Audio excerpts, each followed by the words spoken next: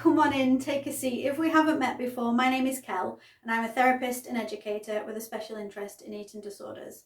Today I want to try and answer the question, what is an eating disorder? Or perhaps more specifically, I want to talk to you about what I, a therapist almost entirely working with those affected by eating disorders, mean when I use this term. It might sound like a simple topic for a video, however I get numerous inquiries each week asking questions such as, do you believe that I, my friend or family member might have an eating disorder? And indeed from other healthcare professionals as well, saying, do you believe that this patient or client might have an eating disorder? And so it does feel like an important topic to address. You might be watching thinking that you already know quite a bit about the different diagnoses of eating disorders. Perhaps you've heard terms such as anorexia nervosa, bulimia nervosa, or binge eating disorder. Maybe you've even heard terms such as otherwise specified feeding and eating disorder or avoidant restrictive food intake disorder. However, those are diagnostic labels, and I want to talk in a broader sense about what it means to have an eating disorder, what that label might encompass. In fact, about a decade ago, I was speaking at a conference and an individual in the audience popped up their hand partway through and asked me the question, Kel, what do you mean when you say eating disorders? And I thought that this was particularly interesting because we were literally at a conference on the topic of eating disorders and had spent that morning talking about subject matters that related to it, and yet this individual thought that it was an important question to ask, was brave enough to put up their hand and ask for a response. And in reflecting upon that, I realised that it is easy for us to use terminology, labels, and assume that other people are using them in the same way. And as a result of that, since that time, I've created my own definition, which I now try to include in all the training that I deliver. And I'm going to do the same right now. I'm going to share that definition with yourselves. So, my definition is that an eating disorder is a mental health concern which is characterised by marked distress expressed in relation to eating and or body image, weight, shape or size. Almost always behaviours go on to have a negative effect upon the individual's physical health. Now you might be thinking that this is an overly wordy definition, but what I'm going to do is take us right back to the top and walk through it and break it down and explain why I chose to describe it in this way. So an eating disorder is a mental health concern.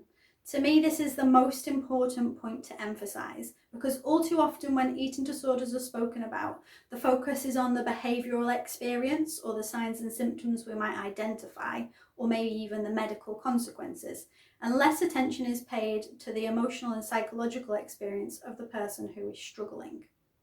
This struggle is then characterised by marked distress. This means the person is significantly emotionally and or psychologically impacted, and that is expressed in relation to body image, weight, shape or size. So the distress is placed upon behaviours which show a focus on body image, weight, shape, size or food, and it could be one of those factors, multiple of those factors, or indeed all of those factors. And then I added to the end that almost always behaviours go on to have a negative impact upon a person's physical health.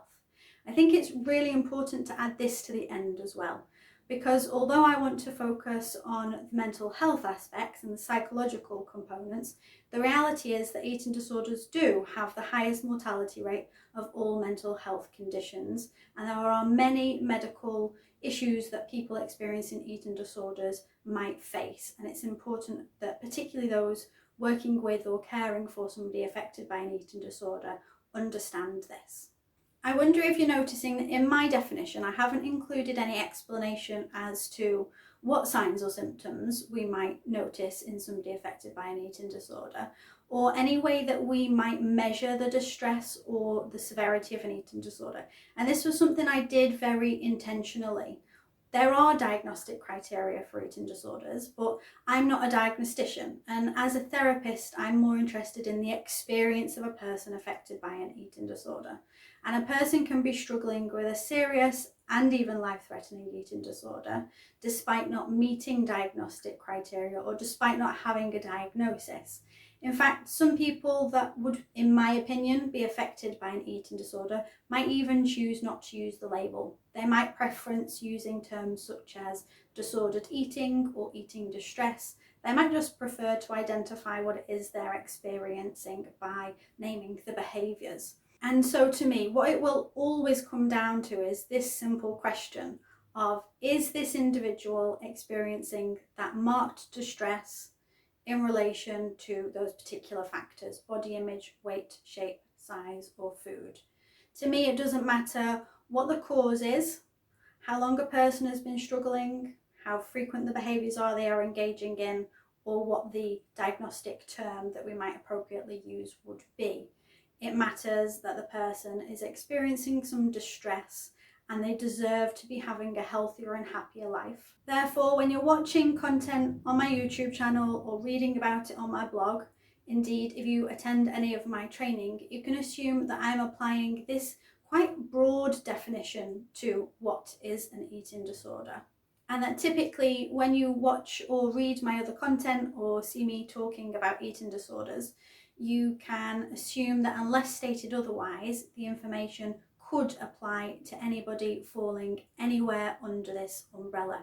I would really encourage you, if you're a professional, to open up your perception of what constitutes an eating disorder as well, because the more I've been clear about how I perceive eating disorders, the more I've found myself working with a much wider variety of individuals who do very clearly struggle significantly with eating disorders, but that might not fit the strict criteria for a label. Labels can be really important. Diagnostic terms can be really important because, at least in the NHS, they're how individuals typically get access to mental health care services.